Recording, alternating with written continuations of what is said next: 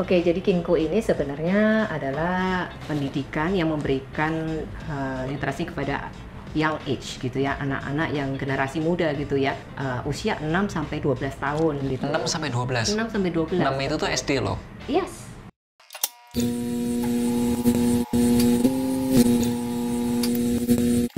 Halo Sobat Finansialku, kembali lagi nih bersama saya Melvin Mumpuni dan ditemani oleh Ci Helen. Hai, saya Helen. Nah. Thank you udah diundang ke sini. Jadi teman-teman, kita udah ngobrol-ngobrol sama Ci Helen di salah satu podcast di tempatnya YouTube channel Mau Duit. Jadi teman-teman kalau mau tahu tentang trading saham yang satset gitu ya, karena Ci Helen ini terkenal dengan Cici Satset. Nah, teman-teman bisa langsung tonton di YouTube channelnya Mau Duit. Nah, kali ini kita tuh mau ngobrol-ngobrol bisnisnya Ci Helen, yaitu namanya Kinko. Ini tuh kurang lebihnya, nanti kita akan nanya-nanya, tapi kurang lebihnya ini pendidikan keuangan untuk anak-anak. Nah, nanti anak-anaknya usia berapa dan kenapa, nah ini kita akan ngobrol-ngobrol. Ya, Ci, selain tadi trading ya hariannya, kesibukannya ngapain sini sekarang? Oke, kesibukannya Banyak banget ya? Iya, kesibukannya olahraga. Oh iya, Cici, ini ya olahraga terus ya? Ya, olahraga harus ya, karena butuh endurance. Wih, endurance. Karena ini diurusin banyak. Bisnis tetap ada, ya tetap dikerjakan. Karena memang basicnya sebelum mengenal dunia trading juga bisnis duluan gitu. Dan kemudian juga melahirkan bisnis baru juga. Ini salah satunya diantaranya ada Kinko. Ya. Ci, jadi Kinko ini tuh bisnisnya itu kurang lebih seperti apa sih? Oke, jadi Kinko ini sebenarnya adalah pendidikan yang memberikan literasi kepada young age gitu ya, anak-anak yang generasi muda gitu ya. Di sini ada batch pertama yang kita memang udah launch untuk usia 6 sampai 12 tahun gitu. 6 sampai 12? 6 sampai 12. 6 itu tuh SD loh? Yes, 6 SD. Gitu. Jadi anak-anak tuh sebenarnya memiliki sesuatu potensi yang memang harus ditanamkan dari sejak dini dan digali dari sejak dini nih malah. Contohnya gimana tuh? Jadi gini, jadi di Kinko sendiri ya kita memperlakukan anak-anak ini bukan seperti anak-anak. Jadi anak-anak ini sebenarnya kita treat hampir sama seperti kita treat orang dewasa. Mereka juga udah punya mind yang growing, knowledge juga pasti growing ya. Dengan lingkungan dan kemudian dengan perkembangan teknologi yang sekarang semua sudah ada, alangkah baiknya kalau anak-anak yang sekarang ini supaya lebih cerdas secara finansial nih ya, mereka harus dibekali dengan sedini mungkin dengan pengetahuan tentang keuangan nih gitu. Ci, aku mau nanya, waktu aku SD kelas 1 usia 6 tahun itu aku taunya uang jajan. Iya betul, ada uang jajan ya. Ada juga anak yang nggak dikasih uang jajan. Gitu ya? Sih? Ya. Nah, terus education apa yang diperlukan untuk membelanjakan uang jajan itu kan? Nah, ini cuma uang jajan ya? Benar, ini sebenarnya simple principle ya. Uang jajan itu kedengarannya tuh remeh-temeh ya. Istilahnya mungkin buat orang dewasa tuh uang receh atau apa yang memang disisihkan sebagian lah untuk keperluan anaknya. Nah sebenarnya dengan uang yang pertama kali dipegang oleh anak ini, dipegang secara mandiri nih ya, itu mereka harusnya dilengkapi dengan knowledge bagaimana mengelola keuangan sekecil apapun itu. Otomatis segala sesuatu yang besar harus dimulai dengan yang kecil, ya kan? Jadi anak-anak ini diajarin ya bagaimana smart spending gitu. Bukan hanya menabung, tapi juga diajari bagaimana smart spending itu. Mereka juga sudah dibekali dengan knowledge untuk mengatur budget keuangan untuk kehidupan mereka sehari-hari nih. Nah, contohnya gimana kan? Misal anak kecil dikasih uang jajan berapa sih sekarang? Uang jajannya? 20.000 misalnya, nggak cukup ya sekarang, mungkin 20.000 lah ya. Ya, misal 20.000 gitu. Nah, terus? Jadi 20.000 ini bagaimana anak-anak ini bisa diberitahu nih bahwa uang ini memiliki suatu value gitu ya. Value-nya seperti apa dan kebutuhannya apa, needs and want. Jadi mereka tuh diajarin dulu untuk memilah-milah mana yang kebutuhan dan mana yang hanya keinginan. Ya contoh, anak ini memang mungkin sama sekali tidak diberikan bekal dari rumah gitu. Nah otomatis dong waktu break time harus makan kan gitu. Nah anak-anak ini kan harus diberi pengetahuan bahwa apa yang dimakan itu ada cost-nya. Nah, dengan uang 20.000, bagaimana mereka mengatur apa yang mereka makan, yang bisa mereka makan, yang tetap bisa mencukupi kebutuhan mereka, tapi masih ada sisa yang disisihkan untuk ditabung. Jadi misal budget untuk jajan dari 20.000, misalkan 15.000 boleh nih dihabiskan, yang 5.000 harus disisihkan misalnya untuk ditabung gitu ya. Ini dana untuk misalnya ada suatu cita-cita atau keinginan dari si anak ini untuk membeli sesuatu atau apa itu di kemudian hari, itu bisa dialokasikan dari uang jajan mereka. Itu contoh simpelnya gitu. Jadi mereka diajarin mindset bahwa ketika memiliki uang, bagaimana mereka mengelola uang ini gitu. Apakah semuanya harus dihabiskan atau tidak. Nah itu mereka harus bisa memilah dulu nih, mana yang aku inginkan dan mana yang aku butuhkan gitu. Itu SD kelas 1 bisa? SD kelas 1 contoh nih ya, kan sebenarnya anak ini kan cuma butuh kenyang aja gitu kan. Misalnya harga makan di sekolah, misalnya makan nasi goreng, harganya itu sebenarnya 10.000 nih. Nasi goreng, minuman paling 2.000 ya kan. Tapi kan kadang-kadang anak-anak ini ingin dong jajan yang lain, es krim kek apa kek. Waduh kalau beli es krim aku habis nih uangnya, nggak ada sisa lagi gitu. Nah lama-lama kalau anak ini dilatih terus bagaimana mereka harus menyisihkan, mereka tuh otomatis akan memiliki mindset, oh iya uang ini tuh harus ada yang disisihkan nih untuk diinvestkan atau mungkin disimpan dalam jangka waktu panjang untuk suatu keperluan tertentu gitu. Saya mau tanya, kan kalau uang jajan misal hari ini habis, besok kan dikasih lagi? Besok dikasih lagi, tapi kalau kita mindsetnya bisa dihabisin, besok ada lagi, nah itu akan membangun mindset yang mungkin lebih bisa dibilang kurang disiplin. Jadi sebenarnya di sini juga mengajarkan anak-anak ini biar disiplin dari sedini mungkin. Disiplin apa? Disiplin untuk smart spending dan menabung gitu. Karena dari habit ya, habit yang terbentuk. Kalau habitnya itu tidak konsisten, maka result-nya juga nggak akan optimal. Jadi kalau kita bisa membentuk anak ini memiliki habit yang konsisten, setiap hari sisihkan disiplin misalnya 5.000, kita kan anak-anak SD itu kan sudah bisa berhitung ya itu. Coba deh yang 5.000 kalikan misalnya hanya sekolah kan 5 hari nih sekarang. 5 hari kali 5.000 sudah 25.000 nih. Dalam sebulan 4 bulan berarti sudah terkumpul tabungan sebesar 100.000. Berarti kalau setahun bisa terkumpul uang berapa? Mereka sudah mungkin bisa punya uang misalnya ya 1,2 juta atau berapa. Oh oke. Berarti mereka nih kan ada keinginan nih. Aku pengen beli mainan nih. Mainannya tuh seharga berapa? Kita ajak nih mereka misalnya sebagai parents ya, ngajak ke toko mainan atau ke mall. Lihat nih harga mainannya berapa. Pengen mainan apa sih? Misalnya Lego. Lego kan mahal ya. Mungkin sekitar 250.000, 300.000 itu pun dapat yang mungkin hanya size kecil.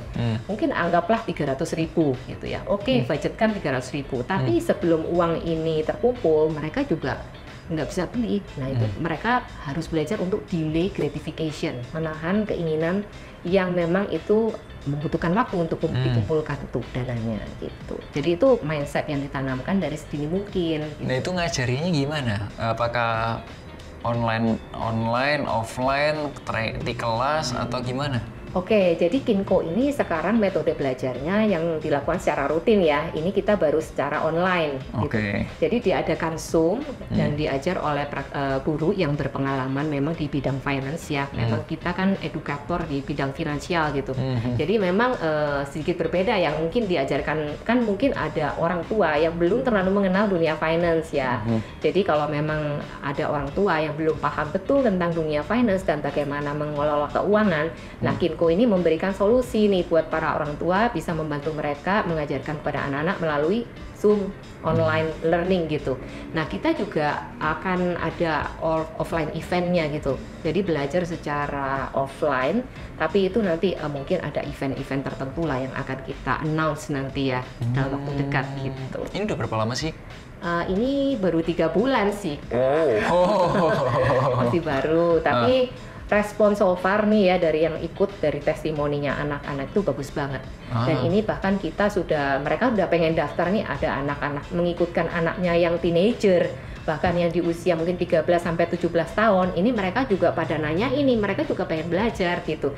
Padahal kita baru launching yang batch 1 6 sampai 12 tahun. Nah, sekarang kita mengakomodasi yang usia 12 sampai 17 tahun juga. Jadi ini sudah dalam pendaftaran 12 sampai 17 tahun tuh bisa daftar gitu. Jadi kita pisahkan ya, karena memang metode belajarnya kan sedikit berbeda. Beda. Oh, jadi itu kayak orang tua kirim anak-anaknya yang masih kecil-kecil itu untuk belajar gitu. Betul. Dan itu memang efek sih. Ini pun guru-guru juga akan memberikan jurnal kepada anak-anak itu untuk manage uang mereka. Gitu. Jurnal finansial tiap anak itu ada. Nanti mereka kan report ke gurunya, iya. Jadi benar-benar kita ingin anak-anak ini juga bukan cuma mendengarkan tapi mempraktekkan. Nah, uniknya di Kinko ini bukan mengajar anak itu hanya untuk tahu smart spending, smart investing, smart saving kayak gitu, enggak itu juga. Tapi kita juga mengencourage, memberi knowledge kepada anak-anak dan mengencourage mereka untuk juga bisa generate money, their own money gitu. Jadi mereka itu akan dieksplor ya, jadi digali juga, kemudian seperti dimotivasi untuk mencari uang dengan skill yang mereka miliki nih di sekarang ini dan passion mereka apa. Nah, ada contohnya nggak? Ada. Jadi kayak misalnya ada anak yang sukanya misalkan drawing ya. Oke, nggak apa-apa. Atau crafting ini, bikin sesuatu nih dari recycle something gitu. Nah, itu mereka bisa meng-create sesuatu dan mereka bisa jual itu. Mungkin ke lingkaran terdekat dulu. Kalau jualannya belum bisa online, mungkin fasilitas belum memungkinkan. Oke, jual dulu kepada orang-orang terdekat, kepada temannya misalnya, atau kepada parentsnya. Nah, nanti hasil dari penjualan itu nanti bisa dimasukkan ke tabungan mereka gitu. Dan itu mereka catat nanti gitu. Nah, itu juga nantinya dipraktekkan di sini gitu. Itu contohnya. Ada yang mungkin belum bisa berjualan, hanya bisa host course gitu. Apa maksudnya? Beres-beres rumah gitu. Nanti kita juga minta koordinasi juga dengan orang tua ya. Ini kan end goal-nya adalah melatih anak-anak nih untuk bekerja gitu, bukan bekerja secara gimana, tapi main habitnya dari kecil tuh bahwa diajarin mencari uang itu possible gitu, tidak ada batas waktunya. Itu adalah message utama di online course yang aku buat. Itu tuh tentang gimana caranya nambah income atau income breakthrough. 9 sumber penghasilan, karena buat aku tuh itu sulit banget. Aku sebagai perencana keuangan itu satu topik yang paling sulit itu ya. Untuk merencanakan keuangan itu adalah ketika tidak ada uang yang direncanakan. Nah itu betul banget. Bingung juga ya, nggak ada duitnya, apa itu mau direncanakan? Niatnya nggak ada. Jadi mau nggak mau kita itu perlu lihat dulu dong, atau harus cari tahu dong uangnya itu ya gimana caranya nyari uang gitu atau memperbesar uang gitu. Nah, kebanyakan orang tua zaman dulu ilmu atau pelajarannya yang dikasih tahu dari kakek nenek ke orang tua ke kita itu tuh kayak air yang mancur ke bawah terus tuh loh. Padahal menurut saya karena ada perbedaan teknologi, ada perbedaan zaman, ada perbedaan pengetahuan, atau mungkin juga informasi berkembang, bisa jadi informasi yang dulunya benar sekarang itu ya berubah gitu. Contohnya adalah suatu ketika teman tenisku ngobrol sama aku, Vin, nanti kalau lu punya anak, lu mau ngajarin apa? Aku tanya sama temanku, karena dia punya anak yang masih usia 6 tahun, SD kelas 1. Makanya aku tanya, SD kelas 1 sudah diajarin keuangan? Dia nanya gini, Vin, kalau misal dia diajarinya tuh kalau dikasih uang jajan, ditabung, nanti uangnya itu dibeliin mainan. Nah, kalau misal di rumah ada uang receh di mana-mana yang berantakan tuh diambil, dikumpulin, dimasukin tabungannya dia, nanti itu boleh dipakai buat beli mainan juga gitu. Nah, tapi kalau menurutku, mungkin nabung aku akan ajarin, tapi aku akan ajarkan satu hal yang berbeda, yaitu as human, sebagai seorang manusia, kamu bisa create the value. Betul banget. Bukan menabung dari sisa. Iya. Kamu tidak akan bisa bahagia bisa, tapi kamu kalau untuk kebutuhanmu yang lebih banyak itu bukan dari menabung, tapi dari creating the value. Benar. Nah, kalau mindsetmu tidak terbentuk dari kecil create the value, ketika besar kagok. Agree. Ya, kagok. The earlier the better, betul. Jadi the earlier kita melatih anak-anak ya untuk mindset, dan apalagi itu usia yang golden age gak sih, usia 6 tahun itu usia di mana momen-momen pola pikir itu banyak terbentuk, itu penting banget. Jadi di situ adalah poin utama ya, di mana kita mengajarkan mindset yang benar tentang keuangan itu harus sedini mungkin malah gitu. Jadi 6 tahun bukan terlalu dini, justru malah di usia-usia mereka yang masih sedini mungkin, masih gampang banget buat dibentuk. Nah, diajarin itu sangat berguna sih untuk masa depan mereka. Contoh ya, ini anak-anak ini bisa juga di-encourage nih untuk dan uang nih. Contoh yang possible aja, apa sih? Anak-anak ini mungkin kalau minuman itu nggak terlalu susah ya untuk dibuat gitu. Nah ini ada salah satu buku kita di dalamnya, ini ada bukunya. Ini buku kerjanya di mereka. Kerjanya, dan kita ini bilingual ya, kita mengajarkan teachernya dalam bahasa Inggris ya. Karena memang ini ada perkembangan zaman kan kita perlu menggunakan bahasa Inggris, jadi kita tetap juga mengakomodasi bahasa Indonesianya. Jadi ini bukunya juga bilingual di sini. Nah di sini nanti diajarkan juga pada anak-anak nih salah satu cara untuk misalnya creating value tadi ya, atau generating profit money bisa dengan cara menjual minuman misalnya. Nah contoh praktis aja nih, sekarang itu kan banyak nih jual minuman secara online. Cara gampangnya mungkin bisa parents, ini butuh dukungan parents ya, kalau ini kan bagaimanapun juga anak-anak yang masih di usia muda itu butuh disupport parentsnya atau orang tuanya. Mungkin orang tua bisa membantu membukakan jalan ya, atau toko online-nya atau apa gitu. Nah anak-anak ini sendiri diajari nih bikin minuman aja, mereka harus distimulasi ya, namanya anak-anak, dipancing dengan beberapa ide, diberikan pilihan, nanti mereka yang menentukan, atau mereka diajarin creating menu, lihat di YouTube bagaimana sih bikin minuman yang enak atau yang kreatif yang menarik buat anak-anak. Nah itu kita mungkin bisa ngasih anak-anak itu ide itu, mungkin dari hal-hal simpel seperti itu yang possible buat dilakukan. Kalau misalnya itu benar-benar dilakukan, saya rasa sih bisa sih generating money beneran dari situ. Ya kan tinggal beli cup plastiknya, sealnya gitu, dan siapin lah perbekalan bagaimana lah caranya membuat anak ini benar-benar bisa jual itu. Nah itu kan bisa dilakukan di waktu agak senggang mungkin ya.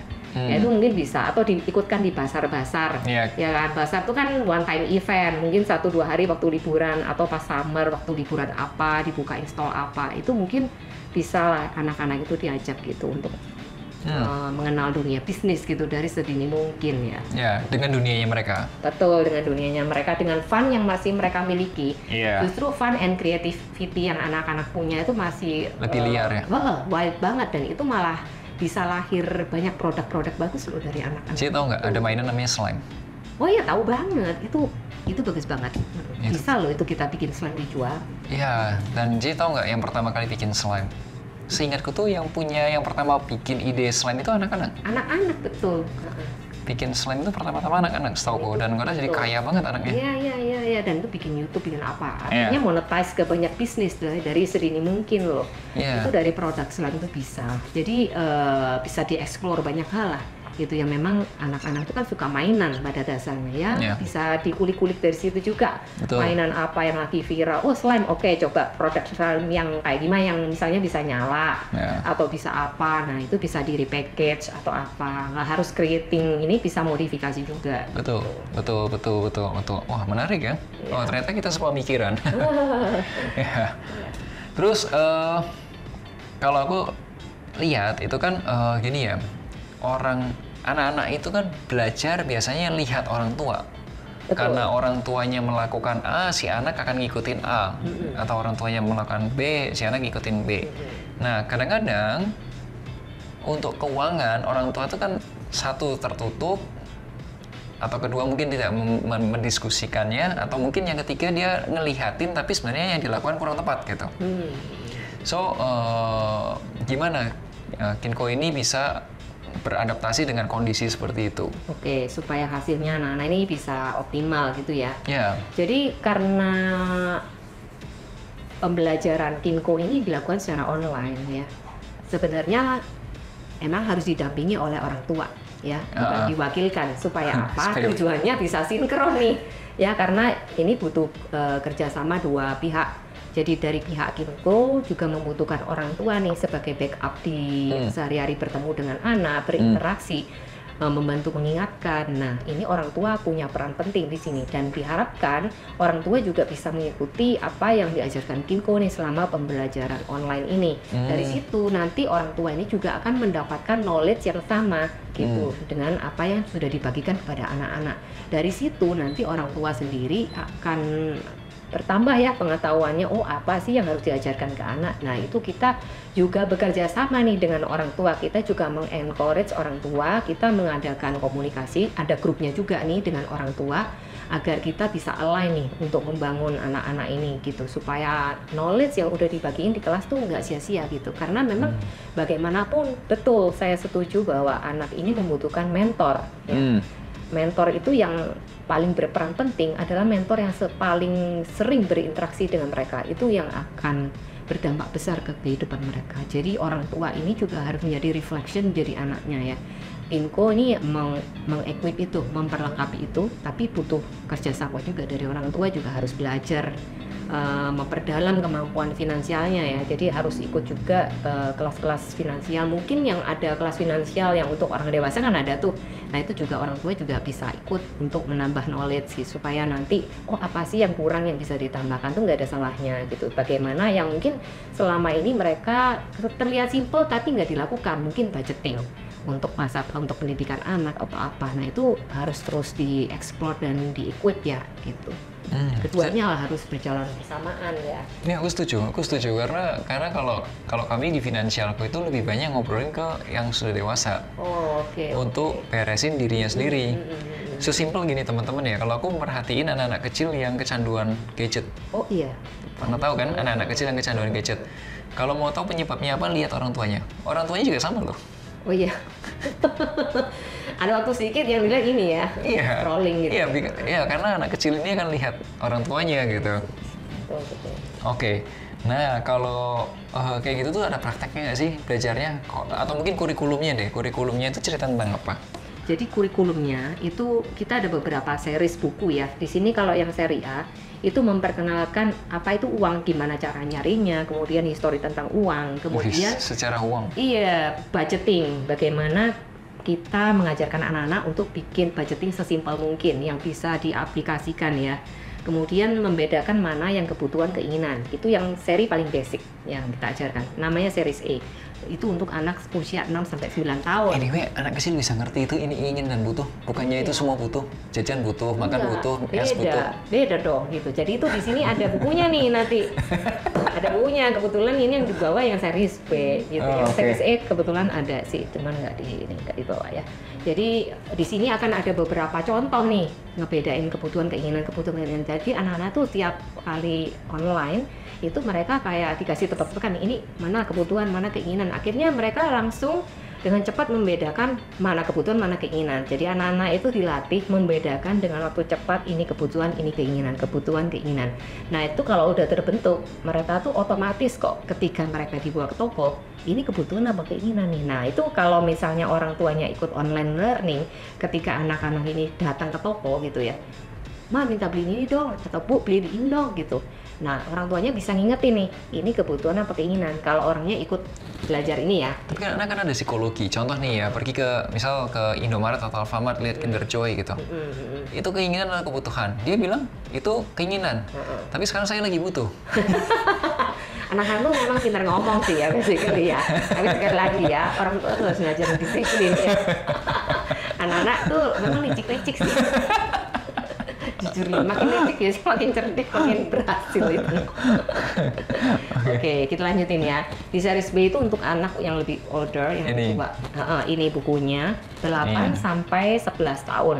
Di sini diajarin series yang lebih lanjut, saving dan spending, di mana kepentingan kenapa sih harus nabung, smart spending itu seperti apa, lalu diajarkan pengenalan terhadap bank account kepada anak-anak. Oh, dikenalin bank itu apa? Iya, dan bentuk-bentuk kayak misalnya mata uangnya, ada mata uang fisik dan digital gitu kan, dan berbagai macam instrumen keuangan lainnya.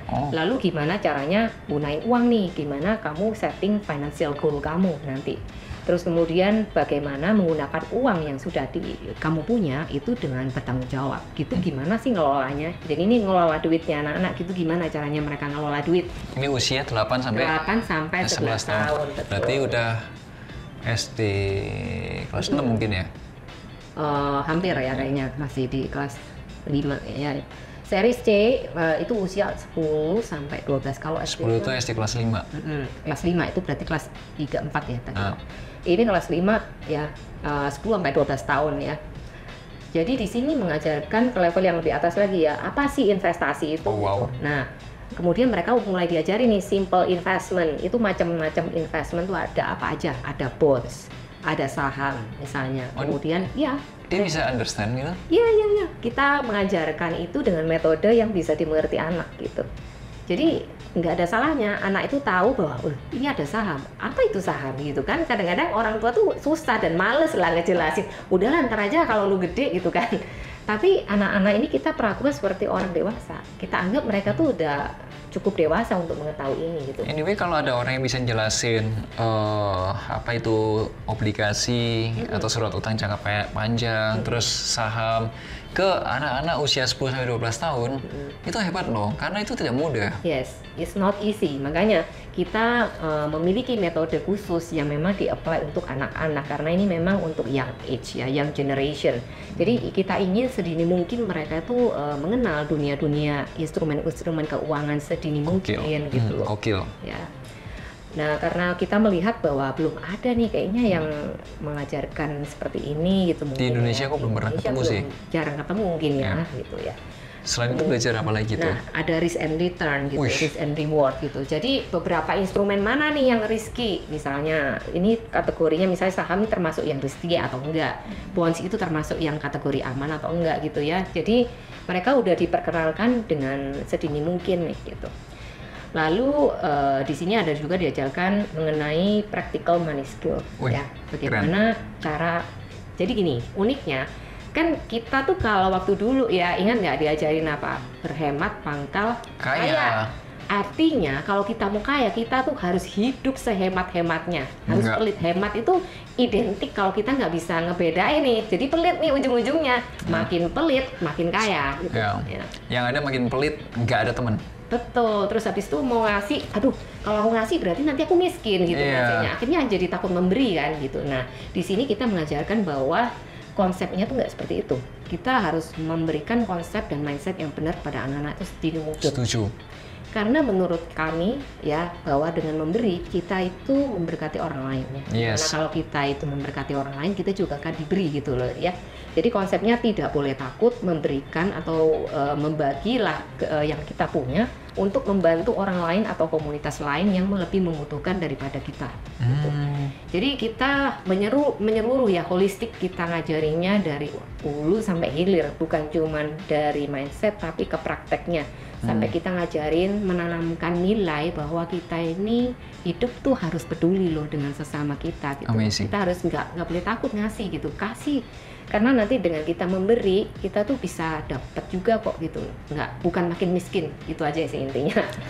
Jadi memberikan another value buat anak-anak tuh supaya anak-anak juga bisa punya dampak lah ke lingkungan dan komunitas mereka gitu. Lalu mengajarkan, nah ini yang paling penting, entrepreneurship for kids. Karena basic konsep di mana anak-anak tuh diajarin bikin usaha nih dari sejak sedini mungkin ya. Karena ada mungkin beberapa anak yang tidak terlahir di keluarga yang berjiwa entrepreneur atau terjun di bidang entrepreneur.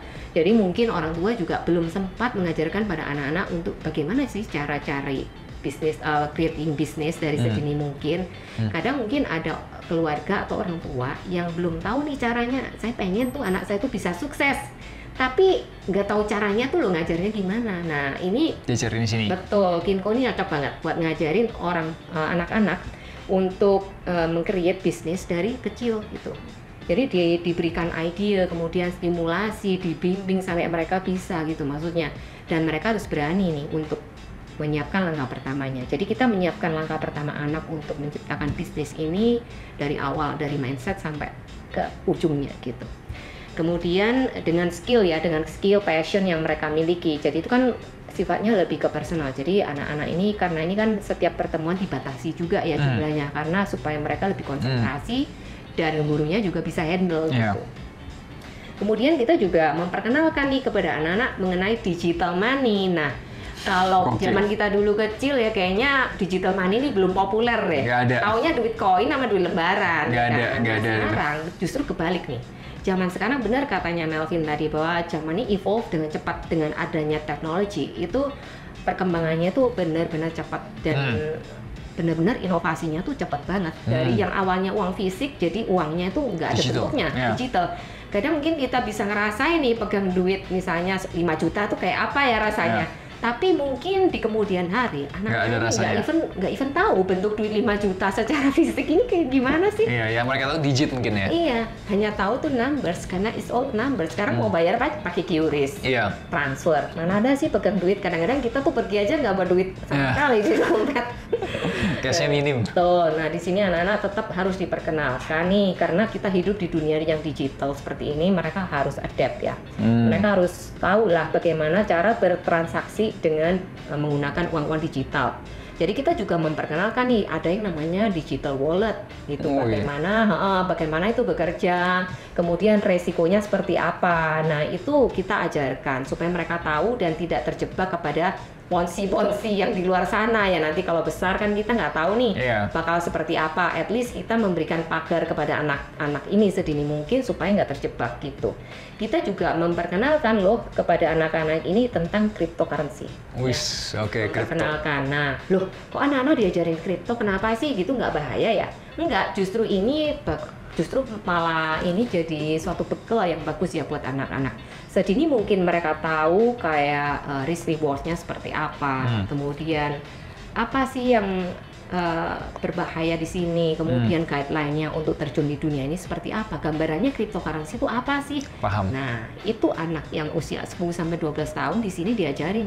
Itu salah satu contoh instrumen yang kita ajarkan. Dan di luar sana dalamnya banyak lagi sih sebenarnya gitu. Jadi jangan heran nanti kalau anak-anak yang lulusan gitu nih, waduh, itu udah melek banget tentang duit gitu loh.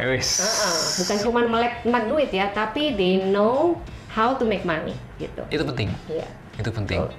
Oke, anyway Ci, ini kalau misal ternyata ada orang tua yang gue pengen tahu gitu, pengen nanya-nanya gitu, itu kemana? Jadi di sini ada kontak personnya ya, nanti di Instagram kinko.ai juga ada website yang bisa dikunjungi. kinko.ai juga. Jadi mungkin bisa dikontak, di sana ada kontak personnya juga, nanti bisa bertanya lebih lanjut di situ gitu.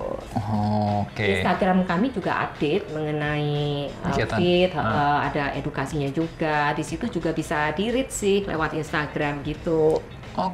Ya itu menarik ya, karena buat aku ini sesuatu yang berbeda gitu. Menarik dan lucu gitu. Saya kalau ngobrol sama anak-anak yang kecil-kecil atau bocil-bocil gitu kan kadang-kadang mau mereka. Dan mereka tuh amazingly loh, skill mereka itu nggak seremeh-temeh itu loh. Dan mereka tuh benar-benar tahu dari beberapa ya testimoni anak-anak itu, mereka itu benar-benar paham apa yang diajarkan gurunya gitu. Bahkan kami juga memproduksi ini money game board kayak gitu-gitu yang bisa membuat learning ini lebih fun buat anak-anak gitu. Karena kalau cuman teori, anak-anak boring itu boring lah gitu. Anak-anak itu kan punya waktu untuk konsentrasi itu kan pendek ya. Jadi kita mengajarkan itu juga sudah menyesuaikan itu. Kemudian metode belajarnya juga kita explore yang cocok buat anak-anak tuh kayak gimana gitu. Ci, ini nggak kerasa kita juga udah di ujung diskusi kita nih. Ya, buat Cici mungkin ada tambahan buat teman-teman atau mungkin yang nonton video ini untuk pendidikan keuangan anak-anaknya. Oh ya, ada.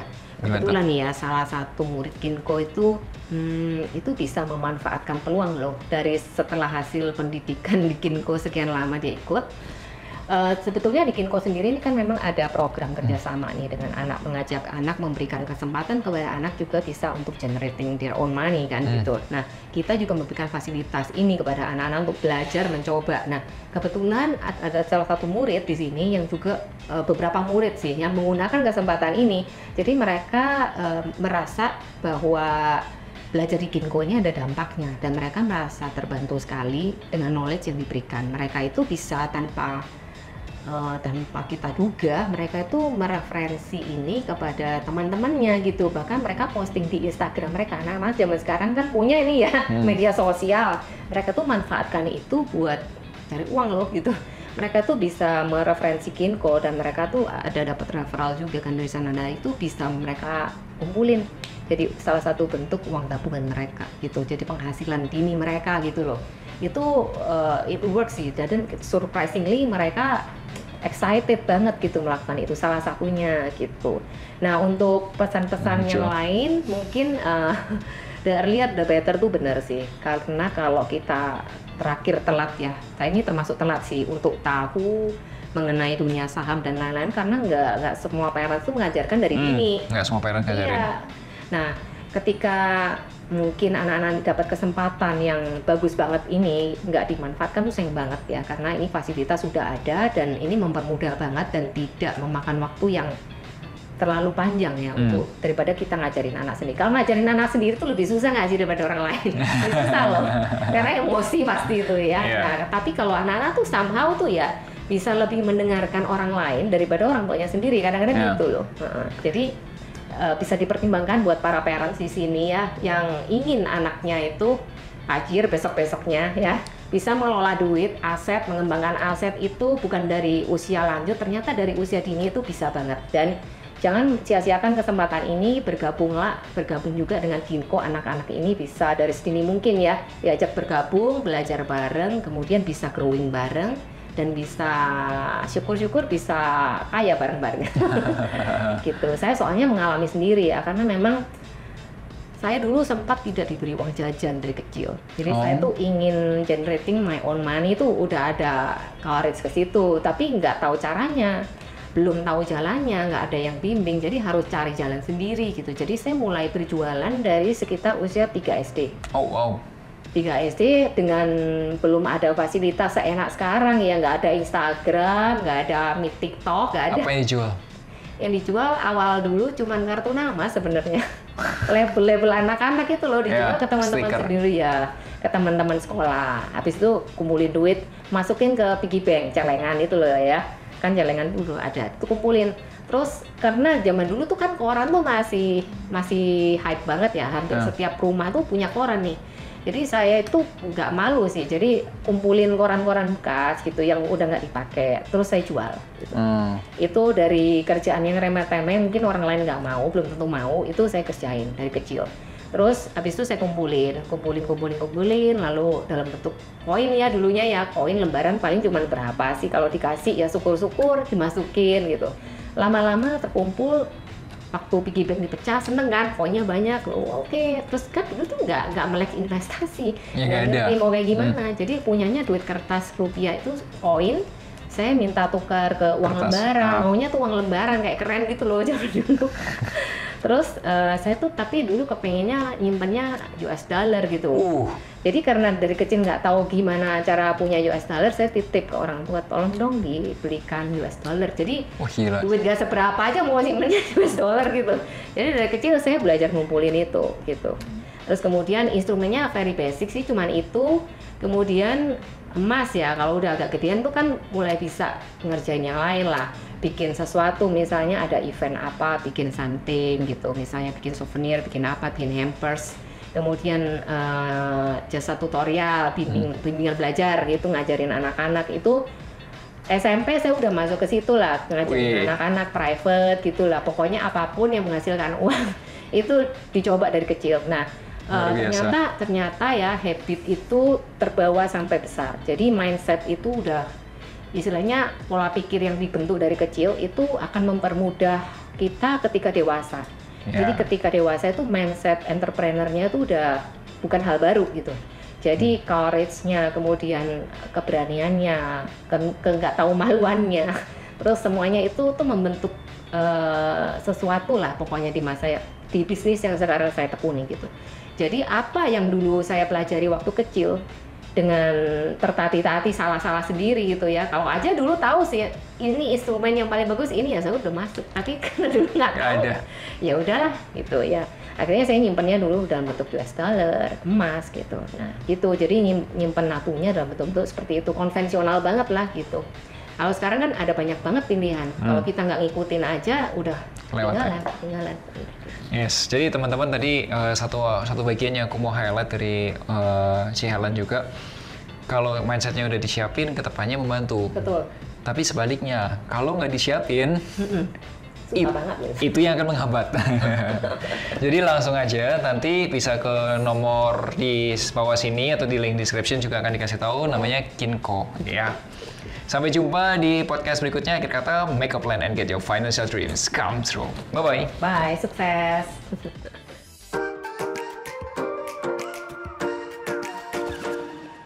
Wujudkan masa depan, wujudkan